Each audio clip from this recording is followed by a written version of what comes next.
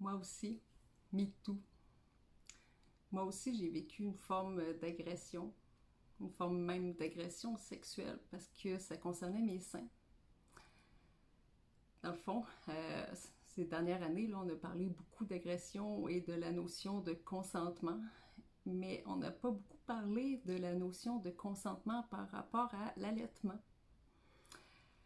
Tu sais, les seins d'une femme, là, ça peut servir à l'acte sexuel, à la sexualité, mais aussi ça sert à allaiter. Surtout, c'est fait pour allaiter un bébé.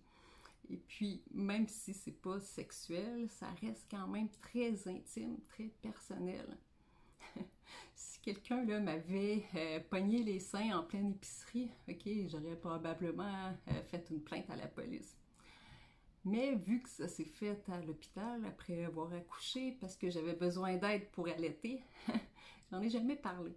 J'en ai jamais vraiment parlé du fait que peu après la naissance de mon fils, une infirmière est arrivée avec mon bébé emmailloté.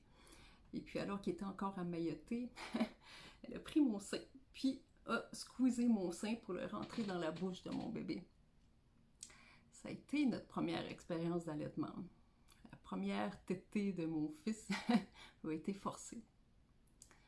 Par la suite, on a eu vraiment beaucoup de difficultés d'allaitement. Puis, évidemment, là, c'est pas tout rapport avec ce geste-là.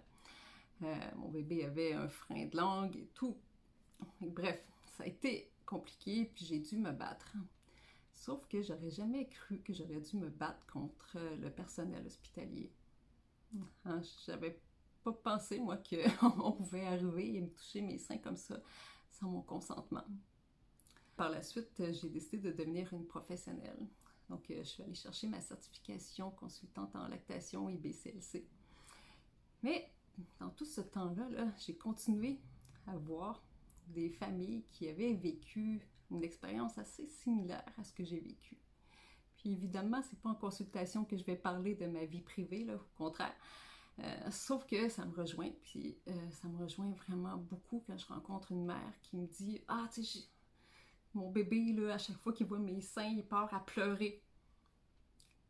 Mon bébé veut pas prendre le sein. » Puis après, quand la mère m'explique que, genre, à plusieurs reprises, là, à plusieurs reprises, une infirmière a forcé son sein dans la bouche de son bébé, ben là, on peut comprendre que ça peut jouer sur la volonté du bébé à aller prendre le sein. T'sais, on s'entend, là, les bébés naissent tous avec les capacités d'aller prendre un sein dans leur bouche et de faire un transfert de lait. Okay? À part quelques exceptions, les bébés ont toutes les compétences pour se nourrir. C'est une question de survie. L'espèce humaine n'aurait pas survécu aussi longtemps là, sans l'allaitement. Les bébés sont censés savoir comment et les mères sont censées être capables d'allaiter par elles-mêmes.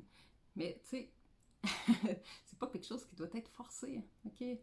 La mère qui vient d'accoucher est dans un état extrême de vulnérabilité. Okay? Elle vient déjà de se montrer, montrer beaucoup de son intimité là, au personnel hospitalier. Puis ce qu'elle veut, là, c'est de se retrouver avec son petit bébé, avec son conjoint, sa conjointe. Et puis de faire une bulle d'amour, une bulle d'intimité.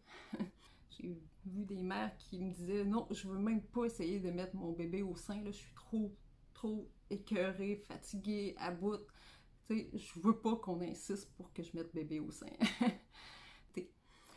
Pour arriver à allaiter, ça se fait là, beaucoup plus facilement si bébé est en peau à peau à la naissance. Donc, on est vraiment loin là, d'un bébé qui est emmailloté puis forcé à prendre un sein dans sa bouche. Là.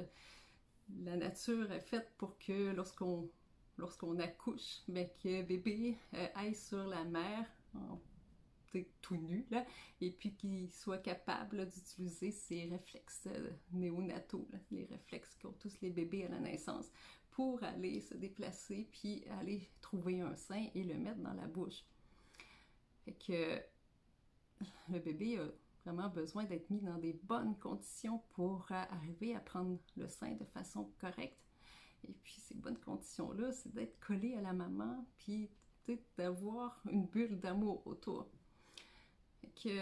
J'espère que vous allez partager cette vidéo-là parce que je pense qu'il faut que ce soit connu que les futurs parents, OK, ont le droit de dire non. Ont le droit de dire non si quelqu'un s'approche trop d'une mère qui est en train d'allaiter ou qui s'approche de ses seins. On a le droit de dire non. Puis on a le droit de dire, OK, regarde, je préférerais que tu restes un petit peu plus loin.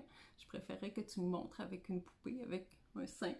Hein? Il existe des seins tricotés qu'on peut utiliser, montrer comment on fait les massages, comment on fait l'expression manuelle.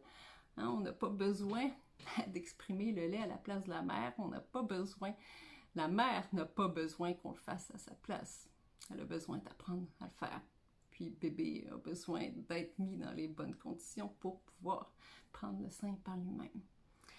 Donc, tu sais, l'allaitement, là, c'est de l'amour, c'est de l'amour, c'est un don qu'on fait à son bébé.